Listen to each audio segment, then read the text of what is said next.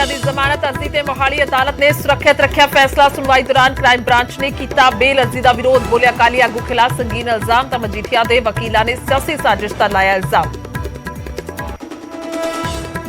ਰੋਡਰੇਜ਼ case ਦੇ ਵਿੱਚ supreme court ਦੇ ਵਿੱਚ 2 ਹਫ਼ਤੇ ਲਈ ਟਲੀ ਸੁਣਵਾਈ। ਸਿੱਧੂ ਨੇ ਐਸਸੀ ਦੇ ਵਿੱਚ ਸੁਪਰੀਮ ਕੋਰਟ ਦੇ ਵਿੱਚ ਕੀਤਾ ਦਾਖਲ ਹਲਫਨਾਮਾ। ਬੋਲੇ ਪੁਰਾਣਾ ਫੈਸਲਾ ਮੁੜ ਵਿਚਾਰਾਂ ਦੇ ਲਈ ਨਹੀਂ ਕੋਈ ਜਾਇਜ਼ ਆਧਾਰ। ਘਟਨਾ ਨੂੰ ਬੀਤ ਚੁੱਕੇ ਨੇ 3 ਦਹਾਕੇ। ਸੀਐਮ ਚੰਨੀ ਦੇ ਭਾਣਜੇ ਭੁਪਿੰਦਰ ਹਨੀ ਦੀ ਨਿਆਇਕ ਹਿਰਾਸਤ ਵਧੀ। ਜਲੰਧਰ ਦੀ ਸਪੈਸ਼ਲ ਕੋਰਟ ਨੇ 10 ਮਾਰਚ ਤੱਕ ਭੇਜਿਆ ਜੇਲ੍ਹ। ਹਨੀ ਤੇ ਨਾਜਾਇਜ਼ ਮਾਈਨਿੰਗ ਦੇ ਨੇ ਇਲਜ਼ਾਮ।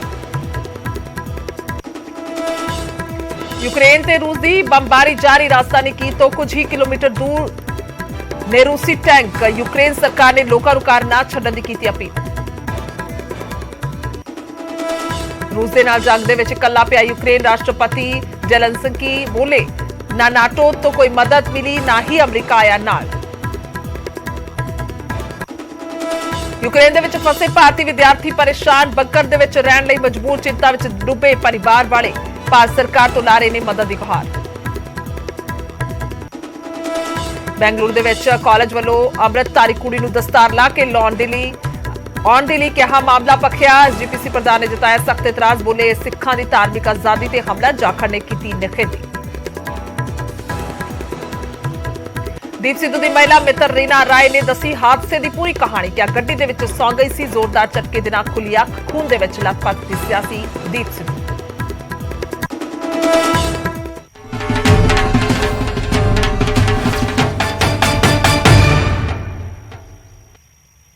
ਸਤਿ ਸ਼੍ਰੀ ਅਕਾਲ। ਸਮੇਂ ਦੇ ਬੁਲੇਟਿਨ 'ਚ ਸਵਾਗਤ ਹੈ। ਮੈਂ ਤੁਹਾਡੇ ਨਾਲ ਗੁਰਜੋਤ ਸੰਧੂ। ਸਭ ਤੋਂ ਪਹਿਲਾਂ ਸ਼ੁਰੂਆਤ ਕਰਦੇ ਹਾਂ ਰੂਸ ਯੂਕਰੇਨ ਜੰਗ ਦੀ। ਇਸ ਦੇ ਵਿਚਾਲੇ ਭਾਰਤ ਸਰਕਾਰ ਦੇ ਵੱਲੋਂ ਵੱਡਾ ਫੈਸਲਾ ਆਇਆ। ਵੱਡੀ ਖਬਰ ਹੈ ਰੂਸ ਯੂਕਰੇਨ ਦੀ ਜੰਗ ਦੇ ਵਿਚਾਲੇ ਭਾਰਤ ਸਰਕਾਰ ਨੇ ਵੱਡਾ ਫੈਸਲਾ ਕੀਤਾ ਹੈ। ਸੂਤਰਾਂ ਦੇ ਹਵਾਲੇ ਤੋਂ ਖਬਰ ਸਾਹਮਣੇ ਆਈ ਹੈ। ਭਾਰਤੀਆਂ ਦੇ ਲਈ ਉਡਾਨਾਂ ਦਾ ਇੰਤਜ਼ਾਮ ਕਰ ਰਹੀ ਹੈ ਸਰਕਾਰ। ਭਾਰਤੀਆਂ ਦੇ ਵੱਲੋਂ ਜੋ ਇੱਥੇ ਫਸੇ ਹੋਏ ਨੇ ਉਹਨਾਂ ਦੇ ਵੱਲੋਂ ਬਾਰ-ਬਾਰ ਮਦਦ ਦੀ ਗੁਹਾਰ ਲਗਾਈ ਜਾ ਰਹੀ ਹੈ। ਇੱਥੋਂ ਤੱਕ ਕਿ ਸੁਸ਼ਮਾ ਸਵਰਾਜ ਨੂੰ ਯਾਦ ਕੀਤਾ ਜਾ ਰਿਹਾ ਕਿ ਇੱਕ ਟਵੀਟ ਤੋਂ ਹੀ ਸੁਸ਼ਮਾ ਸਵਰਾਜ ਸਾਡੇ ਲਈ ਉਡਾਨਾਂ ਭੇਜ ਦਿੰਦੇ ਸਨ। ਉਸ ਤੋਂ ਬਾਅਦ ਸਰਕਾਰ ਦਾ ਵੱਡਾ ਫੈਸਲਾ ਸਾਹਮਣੇ ਆਇਆ। ਸੂਤਰਾਂ ਦੇ ਹਵਾਲੇ ਤੋਂ ਖਬਰ ਆਈ ਹੈ ਕਿ ਭਾਰਤੀਆਂ ਦੇ ਲਈ ਉਡਾਨਾਂ ਦਾ ਇੰਤਜ਼ਾਮ ਕੀਤਾ ਜਾ ਰਿਹਾ। ਸਰਕਾਰ ਦੇ ਵੱਲੋਂ ਵਾਪਸੀ ਦਾ ਪੂਰਾ ਖਰਚਾ ਭਾਰਤ ਸਰਕਾਰ ਚੁੱਕੇਗੀ। ਜੋ ਸੂਤਰ ਦੱਸ ਰਹੇ ਨੇ, ਜੋ ਜਾਣਕਾਰੀ ਸਾਹਮਣੇ ਆ ਰਹੀ ਹੈ, ਕਿਉਂਕਿ ਬੰਕਰ ਬਣਾ ਕੇ ਉੱਥੇ ਭਾਰਤੀ ਰਹਿਣ ਦੇ ਲਈ ਮਜਬੂਰ ਨੇ।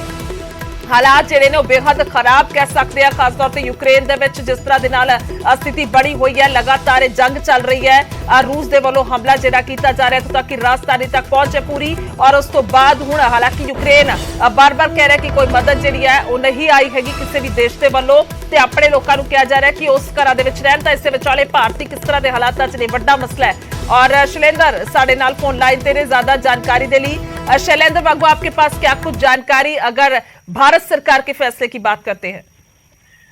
देखिए, ये बहुत बड़ी राहत की खबर है, बहुत बड़ी खबर है भारत सरकार की तरफ से कि जो भी भारतीय वहां फंसे हुए हैं, करीब 16,000 भारतीय अभी भी वहां यूक्रेन में फंसे हुए हैं, उनकी इवैक्यूएशन की फ्लाइट्स का इंतजाम किया जा रहा है। हालांकि पहले ये कहा जा रहा था कि एक इवैक्यूएशन प्लान तैयार किया जाएगा और सभी भारतीयों को यूक्रेन से पड़ोसी मुल्कों के जरिए बाहर निकाला जाएगा और सुरक्षित वापस देश लाया जाएगा। तो अब जो बड़ी खबर आ रही है उसके मुताबिक ये ऑपरेशन जल्द शुरू होगा और फिलहाल कोशिश ये चल रही है कि यूक्रेन से 4 पड़ोसी मुल्कों में, जिसमें हंगरी, पोलैंड, स्लोवाक और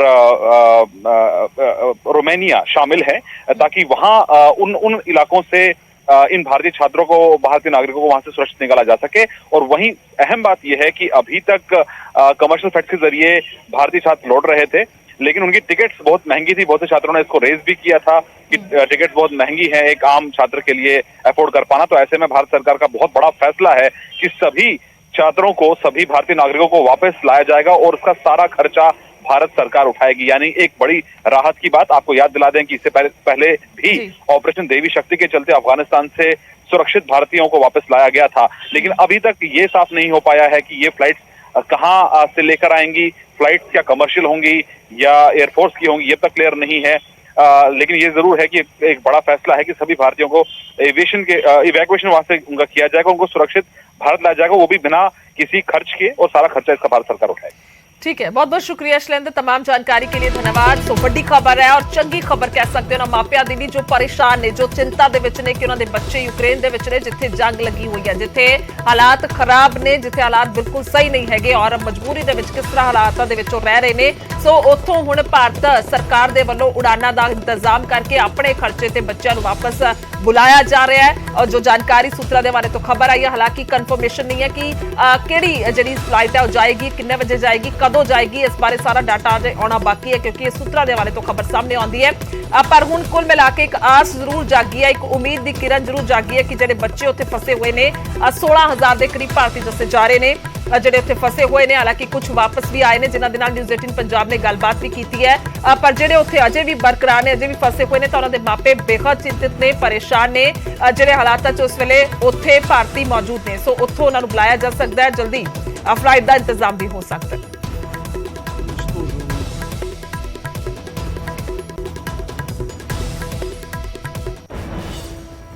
ਅੱਗੇ ਵਧਦੇ ਹਾਂ ਔਰ ਗੱਲ ਕਰਾਂਗੇ ਅੰਮ੍ਰਿਤਸਰ ਦੀ। ਅੰਮ੍ਰਿਤਸਰ ਤੋਂ ਕਾਂਗਰਸ ਸਾਂਸਦ ਗੁਰਜੀਤ ਔਜਲਾ ਨੇ ਪ੍ਰਧਾਨ ਮੰਤਰੀ ਨਰਿੰਦਰ ਮੋਦੀ ਨੂੰ ਪੱਤਰ ਲਿਖਿਆ, ਯੂਕਰੇਨ ਦੇ ਵਿੱਚ ਫਸੇ ਹੋਏ ਭਾਰਤੀਆਂ ਨੂੰ ਲੈ ਕੇ ਚਿੰਤਾ ਜ਼ਾਹਿਰ ਕੀਤੀ ਹੈ। ਉਹਨਾਂ ਸਰਕਾਰ ਤੋਂ ਮੰਗ ਕੀਤੀ ਹੈ ਕਿ ਬਿਨਾਂ ਕਿਸੇ ਦੇਰੀ ਤੋਂ ਯੂਕਰੇਨ ਦੇ ਵਿੱਚ ਫਸੇ ਹੋਏ ਵਿਦਿਆਰਥੀਆਂ ਦੀ ਸੁਰੱਖਿਅਤ ਵਾਪਸੀ ਨੂੰ ਯਕੀਨੀ ਬਣਾਇਆ ਜਾਏ। अमृतसर से लोकसभा सांसद गुरजीत औजला हमारे साथ बात करने के लिए मौजूद हैं और लगातार पत्रों के माध्यम से अपनी बात सरकार तक पहुंचा रहे हैं। यूक्रेन में फंसे तमाम जो पंजाब से जुड़े हुए जो विद्यार्थी हैं जो वहां फंसे हुए हैं, अमृतसर से जुड़े हुए जो विद्यार्थी हैं वहां फंसे हुए हैं, उनके लिए आपने चिंता जताई है। क्या मांग की है आपने प्रधानमंत्री को पत्र लिखकर? ਉਹਨਾਂ ਕੋਲ ਇਹੀ ਮੰਗ ਕੀਤੀ ਗਈ ਹੈ ਕਿ ਜਿਹੜੇ ਯੂਕਰੇਨ ਦੇ ਵਿੱਚ ਸਾਡੇ ਬੱਚੇ ਫਸੇ ਨੇ, ਜਿਹੜੇ ਪੜ੍ਹਨ ਗਏ ਸੀ, ਸਰਕਾਰ ਵਾਪਸ ਲੈ ਕੇ ਆਵੇ ਕਿਉਂਕਿ ਉੱਥੇ ਨੋ ਫਲਾਈ ਜ਼ੋਨ ਬਣਾ ਦਿੱਤਾ ਗਿਆ। ਕੋਈ ਵੀ ਕਮਰਸ਼ੀਅਲ ਜਾਂ ਪੈਸੇਂਜਰ ਫਲਾਈਟ ਨਹੀਂ ਜਾ ਸਕਦੀ ਕਿਸੇ ਵੀ ਕੰਟਰੀ ਤੋਂ। ਰਸ਼ੀਆ ਨੇ ਉਹਦੇ ਤੇ ਬਿਲਕੁਲ ਪਾਬੰਦੀ ਲਾਤੀ ਹੈ, ਪਰ ਬੱਚੇ ਬੜੀ ਮਤਲਬ ਹਾਰਡ ਕੰਡੀਸ਼ਨ 'ਚ ਨੇ ਉੱਥੇ। ਮਾਂ-ਬਾਪ ਬਹੁਤ ਪਰੇਸ਼ਾਨ ਨੇ। ਅੰਮ੍ਰਿਤਸਰ ਦੇ ਕਾਫੀ ਬੱਚੇ ਨੇ, ਮੇਰੇ ਕੋਲ ਲਿਸਟ ਆਈ ਹੈ ਸਾਰੀ, ਕਰੀਬ 30-40 ਬੱਚੇ ਅੰਮ੍ਰਿਤਸਰ ਦੇ ਨੇ। ਬਾਕੀ ਅਲੱਗ-ਅਲੱਗ ਪੰਜਾਬ ਦੇ ਵਿੱਚੋਂ ਕੰਟੈਕਟ ਕਰ ਰਹੇ ਨੇ ਮੇਰੇ ਨਾਲ। ਮੈਂ ਸਾਰਿਆਂ ਨੂੰ ਕਿਹਾ ਦੇਖੋ ਹੁਣ ਇਸ ਵੇਲੇ ਥੋੜ੍ਹਾ ਜਿਹਾ ਹਿੰਮਤ ਤੋਂ ਕੰਮ ਰੱਖਣਾ ਪਊਗਾ। ਅਸੀਂ ਕੋਸ਼ਿਸ਼ ਕਰ ਰਹੇ ਹਾਂ ਕਿਉਂਕਿ ਇਹ ਅੰਤਰਰਾਸ਼ਟਰੀ ਪੱਧਰ ਦੇ ਉੱਤੇ ਗੱਲਬਾਤ ਹੋਣੀ ਹੈ, ਕਿਉਂਕਿ ਜਿਹੜਾ ਪੁਤਿਨ ਨੇ ਉਹਨੇ ਤਾਂ ਬੜਾ ਸਪਸ਼ਟ ਲਫ਼ਜ਼ਾਂ 'ਚ ਕਿਹਾ ਕਿ ਮੈਂ ਬਿਲਕੁਲ ਅਗਲੇ ਸਮੇਂ ਦੇ ਵਿੱਚ ਇਹ ਹਵਾਈ ਅੱਡੇ ਨਹੀਂ ਖੁੱਲ੍ਹਣ ਦੇਣੇ। ਅਤੇ ਇਹ ਜਿਹੜੀ ਗੱਲ ਹੋਣੀ ਹੈ ਕੰਟਰੀ ਟੂ ਕੰਟਰੀ ਹੋਣੀ। ਅਸੀਂ ਆਪਣੀ ਕੋਸ਼ਿਸ਼ ਜਾਰੀ ਹੈ ਔਰ ਸਰਕਾਰ 'ਤੇ ਅਸੀਂ ਜਿਹੜੀ ਗੱਲਬਾਤ ਹੈ ਪਾ ਰਹੇ ਮਤਲਬ ਕਰ ਰਹੇ ਉਹਨਾਂ ਦੇ ਨਾਲ। ਮੈਂ ਟਾਈਮ ਮੰਗਿਆ ਹੈ ਕੱਲ੍ਹ ਦਾ, ਮੈਂ ਇੱਥੇ ਹੀ ਇਸੇ ਕਰਕੇ, ਪਰ ਅੱਜ ਟਾਈਮ ਨਹੀਂ ਅਜੇ ਤੱਕ ਕੋਈ ਵੀ ਆਇਆ। ਮੇਲ ਕੀਤੀਆਂ ਨੇ, ਉਹਨਾਂ ਨੇ ਕਿਹਾ ਸੂਟੇਬਲ ਟਾਈਮ ਜਦੋਂ ਹੁੰਦਾ ਤੁਹਾਨੂੰ ਦਿੰਦੇ ਆ। ਮਿਨਿਸਟਰੀ ਆਫ ਐਕਸਟਰਨਲ ਅਫੇਅਰ ਨੇ ਔਰ ਉਹਨਾਂ ਦੇ ਸੈਕਟਰੀ ਨੇ ਵੀ। ਮੇਰਾ ਖਿਆਲ ਅੱਜ ਜਾ ਕੇ ਫਿਰ ਮੰਗਲਵਾਰ ਤੋਂ ਫਿਰ ਅੱਗੇ ਟਰਾਈ ਕਰਾਂਗੇ। ਔਰ ਮੈਂ ਇਹੀ ਕਹੂੰਗਾ ਸਾਰਿਆਂ ਨੂੰ ਕਿ ਥੋੜ੍ਹਾ ਜਿਹਾ ਧੀਰਜ ਰੱਖਿਓ। ਅਸੀਂ ਪੂਰੀ ਕੋਸ਼ਿਸ਼ ਕਰਾਂਗੇ ਕਿ ਤੁਹਾਡੇ ਬੱਚੇ ਸੁਰੱਖਿਅਤ ਇੱਥੇ ਵਾਪਸ ਇੰਡੀਆ 'ਚ ਆਉਣ ਔਰ ਉਹਦੇ ਵਾਸਤੇ ਸਰਕਾਰ ਨੂੰ ਬੇਨਤੀ ਕਰਾਂਗੇ। कैसे मिलाएंगे आप उन बच्चों को अपने परिवार से? ਇਹ ਗੱਲ ਥੋੜ੍ਹੀ ਸਮਝਣੀ ਪਊਗੀ ਕਿਉਂਕਿ ਅੰਤਰਰਾਸ਼ਟਰੀ ਪੱਧਰ ਦਾ ਮਸਲਾ ਹੈ। ਅੰਤਰਰਾਸ਼ਟਰੀ ਪੱਧਰ 'ਤੇ ਹੀ ਹੋਣਾ ਹੈ। ਸਾਡੇ ਜਿਵੇਂ ਪ੍ਰਾਈਮ ਮਿਨਿਸਟਰ ਨੇ ਇਹ ਗੱਲਬਾਤ ਕਰਨ ਜਿਹੜੇ ਪੁਤਿਨ ਜੀ ਦੇ ਨਾਲ, ਉਹਨਾਂ ਦੇ ਕਿ ਤੁਸੀਂ ਰਾਸ਼ਟਰਪਤੀ ਰਸ਼ੀਆ ਦੇ ਨਾਲ ਕਿ ਤੁਸੀਂ ਕਮ ਸੇ ਕਮ ਇੱਕ ਟਾਈਮ ਦਿੱਤਾ ਜਾਵੇ ਕਿ ਅਸੀਂ ਇੰਨੇ ਟਾਈਮ ਦੇ ਵਿੱਚ ਆਪਣੇ ਬੱਚਿਆਂ ਨੂੰ ਉੱਥੋਂ ਕੱਢ ਸਕੀਏ। ਪਹਿਲਾਂ ਇੰਡੀਆ ਨੇ ਕੋਸ਼ਿਸ਼ ਕੀਤੀ, ਕਾਫੀ ਫਲਾਈਟਸ ਇੰਡੀਆ ਲੈ ਕੇ ਵੀ ਆਇਆ, ਕਾਫੀ ਲੋਕਾਂ ਨੂੰ ਬਚਾ ਕੇ ਲਿਆਏ ਵੀ ਨੇ। ਇਹਦੇ ਵਾਸਤੇ ਮੈਂ ਇਸ ਗੱਲ ਦੀ ਪ੍ਰਸ਼ੰਸਾ ਵੀ ਕਰਦਾ। ਪਰ ਹੁਣ ਇਸ ਵੇਲੇ ਸਾਨੂੰ ਦਬਾਅ ਬਣਾਉਣ ਦੀ ਲੋੜ ਹੈ ਉਹਨਾਂ ਦੇ ਉੱਤੇ ਕਿ ਉਹ ਜਿਹੜਾ ਰਸ਼ੀਆ ਆ ਉਹ ਇਸ ਗੱਲ 'ਤੇ ਮੰਨੇ ਕਿ ਜਿਹੜੇ ਵਿਦੇਸ਼ੀ ਨਾਗਰਿਕ ਨੇ, ਖਾਸ ਕਰ ਜਿਹੜੇ ਸਾਡੇ ਇੰਡੀਅਨ ਨੇ ਉੱਤੇ, ਪੰਜਾਬੀ ਨੇ ਸਾਡੇ ਇੱਥੋਂ ਦੇ ਕਾਫੀ ਬੱਚੇ, ਕਿਉਂਕਿ ਬੱਚੇ ਪੜ੍ਹਨ ਵਾਸਤੇ ਬਹੁਤ ਉੱਤੇ ਗਏ ਨੇ, ਤੇ ਉਹ ਵਾਪਸ ਆ ਸਕਣ। ਪਰ ਇਹਦੇ ਵਾਸਤੇ ਮੈਂ ਇਹੀ ਕਹੂੰਗਾ ਕਿ ਸਾਰਿਆਂ ਨੂੰ ਥੋੜ੍ਹਾ ਜਿਹਾ ਮਤਲਬ ਹੌਸਲਾ ਰੱਖਣਾ ਪੈਣਾ। ਅਸੀਂ ਲੜਾਈ ਜਿਹੜੀ ਹੈ ਇਹ ਆਪਣੇ ਪੱਧਰ 'ਤੇ ਪੂਰੀ ਲੜ ਰਹੇ ਹਾਂ ਔਰ ਕੋਸ਼ਿਸ਼ ਕਰ ਰਹੇ ਜਿੰਨੀ ਛੇਤੀ ਹੋ ਸਕੇ ਉਹ ਵਾਪਸ ਘਰਾਂ 'ਚ ਸੁੱਖੀ ਸੰਦੀ ਆਉਣ। करपसन बीनू के साथ मैं रवि मिश्रा, न्यूज़ 18 नई दिल्ली। ਸੋ ਅੱਗੇ ਵਧਦੇ ਔਰ ਗੱਲ ਕਰਾਂਗੇ ਬਿਕਰਮ ਮਜੀਠੀਆ ਹੋਰਾਂ ਦੀ, ਜਿਨ੍ਹਾਂ ਦੇ ਨਾਲ ਜੁੜੀ ਵੱਡੀ ਖਬਰ ਹੈ। ਬਿਕਰਮ ਮਜੀਠੀਆ ਦੀ ਜ਼ਮਾਨਤ ਤੇ ਫੈਸਲਾ ਸੁਰੱਖਿਅਤ ਰੱਖਿਆ ਗਿਆ। ਮੋਹਾਲੀ ਕੋਰਟ ਨੇ ਫੈਸਲਾ ਸੁਰੱਖਿਅਤ ਰੱਖਿਆ। ਸੁਣਵਾਈ ਦੇ ਦੌਰਾਨ ਕ੍ਰਾਈਮ ਬ੍ਰਾਂਚ ਨੇ ਜ਼ਮਾਨਤ ਅਰਜ਼ੀ ਦਾ ਵਿਰੋਧ ਕੀਤਾ ਸੀ। ਬਿਕਰਮ ਮਜੀਠੀਆ ਤੇ ਸੰਗੀਨ ਇਲਜ਼ਾਮ ਹੈ, ਉਹਨਾਂ ਨੇ ਆਪਣਾ ਤਰਕ ਰੱਖਿਆ, ਉਹਨਾਂ ਨੇ ਆਪਣਾ ਪੱਖ ਰੱਖਿਆ। ਸੋ ਮਜੀਠੀਆ ਦੇ ਵਕੀਲਾਂ ਦੀ ਗੱਲ ਕੀਤੀ ਜਾਵੇ ਤਾਂ ਉਹਨਾਂ ਨੇ ਸਿਆਸੀ ਸਾਜ਼ਿਸ਼ ਦਾ ਇਲਜ਼ਾਮ ਲਗਾਇਆ ਕਿਉਂਕਿ ਸ਼੍ਰੋਮਣੀ ਅਕਾਲੀ ਦਲ ਪਹਿਲੇ ਦਿਨ ਤੋਂ ਹੀ ਇਸ ਮਸਲੇ ਤੇ ਇਹੋ ਕਹਿੰਦਾ ਹੈ ਕਿ ਸਾਜ਼ਿਸ਼ ਜਿਹੜੀ ਹੈ ਉਹ ਕੀਤੀ ਗਈ ਹੈ। ਸਾਫ਼ ਤੌਰ ਤੇ ਜਾਣਬੁੱਝ ਕੇ ਫਸਾਇਆ ਜਾ ਰਿਹਾ ਵਿਕਰਮ ਮਜੀਠੀਆ ਨੂੰ। ਤਾਂ ਬੀਤੇ ਦਿਨ ਸਰੈਂਡਰ ਕਰਨ ਪਹੁੰਚੇ ਸਨ ਵਿਕਰਮ ਮਜੀਠੀਆ, ਉਸ ਤੋਂ ਬਾਅਦ ਉਹਨਾਂ ਨੂੰ ਹਿਰਾਸਤ ਦੇ ਵਿੱਚ ਲਿਆ ਗਿਆ ਤਾਂ ਅੱਜ ਉਹਨਾਂ ਦੀ ਜ਼ਮਾਨਤ ਅਰਜ਼ੀ ਤੇ ਰੈਗੂਲਰ ਬੇਲ ਜਿਹੜੀ ਉਹਨਾਂ ਨੇ ਅਪਲਾਈ ਕੀਤੀ ਸੀ, ਸੋ ਉਸ ਤੇ ਸੁਣਵਾਈ ਹੋਈ ਹੈ। ਪਰ ਫਿਲਹਾਲ ਉਸ ਤੇ ਫੈਸਲਾ ਜਿਹੜਾ ਉਹ ਸੁਰੱਖਿਅਤ ਰੱਖਿਆ ਗਿਆ। ਤਾਂ ਜੇਕਰ ਦੋਵਾਂ ਪਾਸੇ ਦੀ ਤਰਕਾਂ ਦੀ ਗੱਲ ਕੀਤੀ ਜਾਵੇ, ਪੱਖ ਦੀ ਗੱਲ ਕੀਤੀ ਜਾਵੇ, ਤਾਂ ਸੰਗੀਨ ਇਲਜ਼ਾਮ ਕਹਿ ਰਿਹਾ ਕ੍ਰਾਈਮ ਬ੍ਰਾਂਚ ਕਿ ਵਿਕਰਮ ਮਜੀਠੀਆ ਤੇ ਨੇ। ਤਾਂ ਦੂਸਰੇ ਪਾਸੇ ਜੇਕਰ ਮਜੀਠੀਆ ਦੇ ਵਕੀਲਾਂ ਦੀ ਗੱਲ ਕਰਦੇ ਤਾਂ ਉਹਨਾਂ ਦਾ ਕਹਿਣਾ ਕਿ ਸਿਆਸੀ ਸਾਜ਼ਿਸ਼ ਦੇ ਤਹਿਤ ਇਹ ਸਾਰਾ ਇਲਜ਼ਾਮਬਾਜ਼ੀ। ਬਿਕਰਮ ਜੀ ਵੱਲੋਂ ਪੇਸ਼ ਹੋਏ ਨੇ ਚੀਮਾ ਸਾਹਿਬ, ਮੈਂ ਪੇਸ਼ ਹੋਇਆ, ਕਲੇਰ ਸਾਹਿਬ ਪੇਸ਼ ਹੋਏ ਨੇ ਤੇ ਧਨੋਆ ਸਾਹਿਬ ਪੇਸ਼ ਹੋਏ ਨੇ। ਆਰਗੂਮੈਂਟ ਕੋਈ 11:15 11:30 ਸ਼ੁਰੂ ਹੋਈ ਸੀਗੀ। ਸਾਡਾ ਬੜਾ ਰੈਪੀਟੇਟਿਵ ਸਟੈਂਡ ਹੈ ਕਿ ਪੋਲੀਟੀਕਲ ਵੈਂਡੇਟਾ ਸੀ। 3 ਡੀਜੀਪੀ ਚੇਂਜ ਕੀਤੇ ਸੀ, 3 ਏਜੀ ਚੇਂਜ ਕੀਤੇ ਸੀ, ਫਾਲਸ ਇੰਪਲੀਕੇਸ਼ਨ ਹੈ, ਉਹ ਸਾਰੀਆਂ ਗੱਲਾਂ ਫਿਰ ਦੁਹਰਾਈਆਂ ਗਈਆਂ। ਪਰ ਇੱਕ ਨਵੀਂ ਜਿਹੜੀ ਗੱਲ ਹੈ ਕਿ ਇਹ ਰੈਗੂਲਰ ਬੇਲ ਹੈ। ਕੱਲ ਇਹਨਾਂ ਦਾ ਪੁਲਿਸ ਰਿਮਾਂਡ ਖਤਮ ਹੋ ਗਿਆ ਸੀ, ਕੋਰਟ ਦੇ ਵਿੱਚ ਸਿਰਫ 1 ਘੰਟਾ ਉਹਨਾਂ ਨੂੰ ਇਨਵੈਸਟੀਗੇਸ਼ਨ ਵਾਸਤੇ ਕਿਹਾ ਗਿਆ ਸੀ। ਇਨਵੈਸਟੀਗੇਸ਼ਨ ਬਿਲਕੁਲ ਖਤਮ ਹੋ ਚੁੱਕੀ ਹੈ। ਕੋਈ ਵੀ ਨਵਾਂ ਤੱਥ ਜਿਹੜਾ ਮੈਰਿਟ ਕਰੇ ਕਿ ਇਹਨਾਂ ਦੀ ਬੇਲ ਨਹੀਂ ਹੋਣੀ ਚਾਹੀਦੀ ਸਾਹਮਣੇ ਨਹੀਂ ਆਇਆ। ਇਹ ਸਾਡਾ ਵਰਜ਼ਨ ਹੈ ਔਰ ਆਰਡਰ ਰਿਜ਼ਰਵ ਹੋ ਗਿਆ ਹੈ, ਮੈਟਰ ਸਬ ਜੁਡਿਸ ਹੈ ਔਰ ਮਾਨਯੋਗ ਹਾਈ ਕੋਰਟ ਨੇ ਮਾਨਯੋਗ ਸੈਸ਼ਨ ਜੱਜ ਸਾਹਿਬ ਨੇ ਆਰਡਰ ਰਿਜ਼ਰਵ ਕਰ ਲਿਆ। Let's wait for orders. ਤਾਂ ਵਿਕਰਮ ਮਜੀਠੀਆ ਤੋਂ ਬਾਅਦ ਉਧਰ ਗੱਲ ਕਰਾਂਗੇ ਨਵਜੋਤ ਸਿੰਘ ਸਿੱਧੂ ਦੇ ਨਾਲ ਜੁੜੇ ਹੋਏ ਮਾਮਲੇ ਦੀ। ਸੋ ਰੋਡ ਰੇਜ਼ ਮਾਮਲਾ ਕੇਸ ਦੇ ਵਿੱਚ ਸੁਪਰੀਮ ਕੋਰਟ ਦੇ ਵਿੱਚ 2 ਹਫ਼ਤੇ ਦੇ ਲਈ ਸੁਣਵਾਈ ਟਲੀ ਹੈ। ਕੇਸ ਦੇ ਨਾਲ ਜੁੜੀ ਇੱਕ ਹੋਰ ਅਰਜ਼ੀ ਤੇ ਸੁਪਰੀਮ ਕੋਰਟ ਨੇ ਸਿੱਧੂ ਤੋਂ ਜਵਾਬ ਮੰਗਿਆ। ਸੋ ਸਿੱਧੂ ਨੇ ਰਿਵਿਊ ਪਟੀਸ਼ਨ ਜਿਹੜੀ ਹੈ ਉਹ ਖਾਰਜ ਕਰਨ ਦੀ ਮੰਗ ਕਰ ਦਿੱਤੀ ਹੈ। ਸਿੱਧੂ ਨੇ ਸੁਪਰੀਮ ਕੋਰਟ ਦੇ ਵਿੱਚ ਦਾਖਲ ਹਲਫਨਾਮਾ ਕੀਤਾ ਹੈ। ਉਹਨਾਂ ਨੇ ਹਲਫਨਾਮਾ ਦਾਖਲ ਕੀਤਾ, ਫੈਸਲਾ ਮੁੜ ਵਿਚਾਰਨ ਦੇ ਲਈ ਕੋਈ ਜਾਇਜ਼ ਆਧਾਰ ਨਹੀਂ ਹੈ। ਉਹਨਾਂ ਦਾ ਕਹਿਣਾ ਹੈ ਕਿ ਘਟਨਾ ਨੂੰ 3 ਦਹਾਕੇ ਤੋਂ ਵੱਧ ਦਾ ਸਮਾਂ ਬੀਤ ਚੁੱਕਿਆ। ਸੋ ਕੋਈ ਹਥਿਆਰ ਬਰਾਮਦ ਨਹੀਂ ਹੋਇਆ ਸੀ, ਕੋਈ ਪੁਰਾਣੀ ਦੁਸ਼ਮਣੀ ਨਹੀਂ ਸੀ। ਤਾਂ ਹੁਣ ਕੀ ਇਸ ਦੇ ਤੱਥ ਤੇ ਪੱਖ ਬਣਦੇ ਨੇ ਜੇਕਰ ਇਹਨਾਂ ਨੂੰ ਦੁਬਾਰਾ ਤੋਂ ਜਿਹੜਾ ਖੰਗਾਲਿਆ ਜਾਵੇ, ਦੁਬਾਰਾ ਤੋਂ ਵਿਚਾਰਿਆ ਜਾਵੇ। ਸੋ ਮੁੜ ਤੋਂ ਵਿਚਾਰਨ ਦਾ ਕੋਈ ਵੀ ਜਾਇਜ਼ ਆਧਾਰ ਨਹੀਂ ਹੈ। ਇਹ ਆਪਣਾ ਪੱਖ ਰੱਖਿਆ ਸਿੱਧੂ ਨੇ ਸੁਪਰੀਮ ਕੋਰਟ ਦੇ ਵਿੱਚ। ਔਰ ਦੂਸਰੇ ਪਾਸੇ ਜੇਕਰ ਗੱਲ ਕੀਤੀ ਜਾਵੇ ਤਾਂ ਇਸ ਮਾਮਲੇ ਵਿੱਚ ਪਟੀਸ਼ਨ ਖਾਰਜ ਕਰਨ ਦੀ ਮੰਗ ਕੀਤੀ ਜਾ ਰਹੀ ਹੈ ਔਰ ਕੇਸ ਦੇ ਨਾਲ ਜੁੜੀ ਇੱਕ ਹੋਰ ਅਰਜ਼ੀ ਤੇ ਪਰ ਸੁਪਰੀਮ ਕੋਰਟ ਦੇ ਵੱਲੋਂ ਨਵਜੋਤ ਸਿੰਘ ਸਿੱਧੂ ਤੋਂ ਜਵਾਬ ਮੰਗਿਆ ਗਿਆ।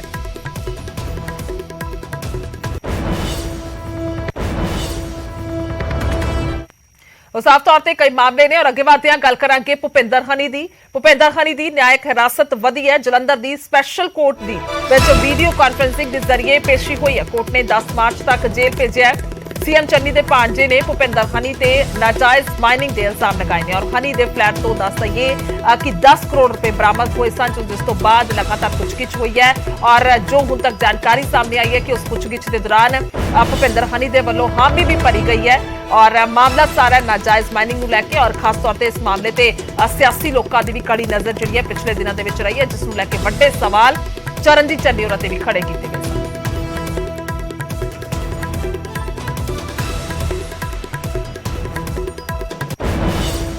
ਤਾਂ ਮੈਂਗਲੁਰੂ ਕਾਲਜ ਵਿਵਾਦ ਦੀ ਗੱਲ ਕਰਾਂਗੇ। ਦਸਤਾਰ ਵਿਵਾਦ ਹੈ ਜੋ ਕਾਫੀ ਪੱਖਿਆ ਹੋਇਆ ਹੈ। ਐਸਜੀਪੀਸੀ ਪ੍ਰਧਾਨ ਨੇ ਇਸ ਤੇ ਸਖਤ ਇਤਰਾਜ਼ ਜਤਾਇਆ।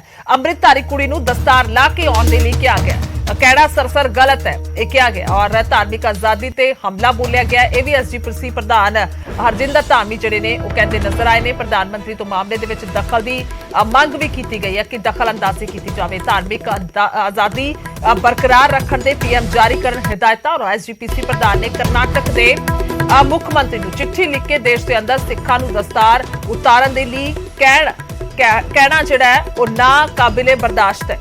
ਸੋ ਦਸਤਾਰ ਸਿੱਖਾਂ ਦੇ ਪਹਿਰਾਵੇ ਦਾ ਅਹਿਮ ਅੰਗ ਹੈ ਇਹਨਾਂ ਨੇ ਕਿਹਾ ਔਰ ਦਸਤਾਰ ਉਤਾਰਨ ਲਈ ਮਜਬੂਰ ਕਰਨਾ ਸਿੱਖ ਰਵਾਇਤਾਂ ਤੇ ਸਿਧਾਂਤਾਂ ਦੀ ਉਲੰਘਣਾ ਹੈ। ਉਸ ਤੋਂ ਬਾਅਦ ਸੁਨੀਲ ਜਾਖੜ ਵੀ ਇਸ ਤੇ ਟਵੀਟ ਕਰਦੇ ਨੇ, ਲਿਖਦੇ ਨੇ ਪੰਜਾਬ ਕਾਂਗਰਸ ਦੇ ਸਾਬਕਾ ਪ੍ਰਧਾਨ ਨੇ ਸੁਨੀਲ ਜਾਖੜ, ਉਹਨਾਂ ਨੇ ਵੀ ਇਸ ਪੂਰੇ ਮਾਮਲੇ ਤੇ ਇਤਰਾਜ਼ ਜਤਾਇਆ। ਜਾਖੜ ਨੇ ਆਪਣੇ ਪੁਰਾਣੇ ਟਵੀਟ ਨੂੰ ਹੀ ਦੁਬਾਰਾ ਤੋਂ ਰੀਟਵੀਟ ਕੀਤਾ ਔਰ ਜਿਸ ਦੇ ਵਿੱਚ ਉਹਨਾਂ ਨੇ ਜਥੇਦਾਰ ਅਤੇ ਅਮਿਤ ਸ਼ਾਹ ਦੀ ਮੁਲਾਕਾਤ ਨੂੰ ਲੈ ਕੇ ਕਿਹਾ ਸੀ ਕਿ ਜਥੇਦਾਰ ਸ਼ਾਹ ਨੂੰ ਧਾਰਮਿਕ ਪਹਿਰਾਵੇ ਤੇ ਸ਼ੰਕੇ ਦੂਰ ਕਰਨ ਦੇ ਲਈ ਕਹਿਣ ਅਤੇ ਇਸੇ ਤੇ ਉਹਨਾਂ ਨੇ ਲਿਖਦੇ ਦੁਬਾਰਾ ਕਿਹਾ ਕਿ ਬਦਕਿਸਮਤੀ ਦੇ ਨਾਲ ਅਜਿਹਾ ਲੱਗ ਰਿਹਾ ਕਿ ਪੰਜਾਬ ਦੇ ਸ਼ੰਕੇ ਬੇਬੁਨਿਆਦ ਨਹੀਂ ਸਨ। ਬੈਂਗਲੁਰੂ ਦੇ ਇੱਕ ਕਾਲਜ ਦੇ ਵਿੱਚ ਅੰਮ੍ਰਿਤਧਾਰੀ ਸਿੱਖ ਕੁੜੀ ਨੂੰ ਦਸਤਾਰ ਉਤਾਰਨ ਦੇ ਲਈ ਕਹੇ ਜਾਂਦੀਆਂ ਖਬਰਾਂ ਚਿੰਤਾਜਨਕ ਨੇ, ਸੋ ਵੀ ਚਿੰਤਾ ਜਤਾਉਂਦੇ ਨਜ਼ਰ ਆਏ। ਅੱਗੇ ਵਧਦੇ ਔਰ ਗੱਲ ਕਰਾਂਗੇ ਹੁਣ ਦੀਪ ਸਿੱਧੂ ਦੇ ਮਾਮਲੇ ਦੀ। ਦੀਪ ਸਿੱਧੂ ਦੀ ਮਹਿਲਾ ਮਿੱਤਰ ਰੀਨਾ ਰॉय ਜੋ ਕਿ ਉਸ ਹਾਦਸੇ ਦੇ ਵੇਲੇ ਉਹਨਾਂ ਦੇ ਨਾਲ ਸਨ, ਸੋ ਉਹਨਾਂ ਨੇ ਪੂਰੇ ਹਾਦਸੇ ਦੀ ਕਹਾਣੀ ਦੱਸੀ ਹੈ।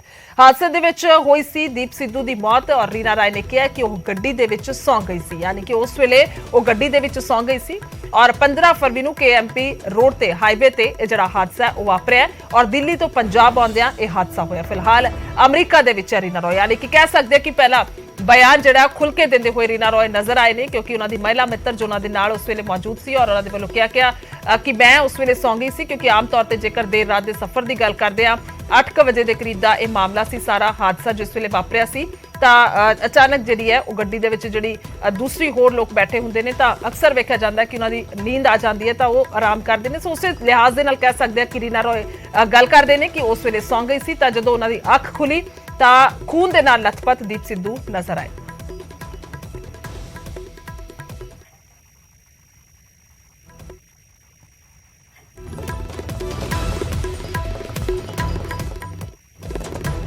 ਦੀਪ ਤੇ ਮੈਂ ਕੁਝ ਸਮੇਂ ਦੇ ਲਈ ਗੱਲਾਂ ਕੀਤੀਆਂ। ਉਸ ਤੋਂ ਬਾਅਦ ਮੈਂ ਝਪਕੀ ਲੈਣ ਦਾ ਫੈਸਲਾ ਕੀਤਾ। ਮੈਂ ਸੀਟ ਪਿੱਛੇ ਕੀਤੀ ਤੇ ਸੌਂ ਗਈ। ਉਸ ਤੋਂ ਬਾਅਦ ਮੈਨੂੰ ਇੰਨਾ ਹੀ ਯਾਦ ਹੈ ਕਿ ਇੱਕ ਜ਼ੋਰਦਾਰ ਝਟਕਾ ਲੱਗਿਆ ਤੇ 에ਅਰ ਬੈਗ ਖੁੱਲਿਆ ਹੋਇਆ ਸੀ।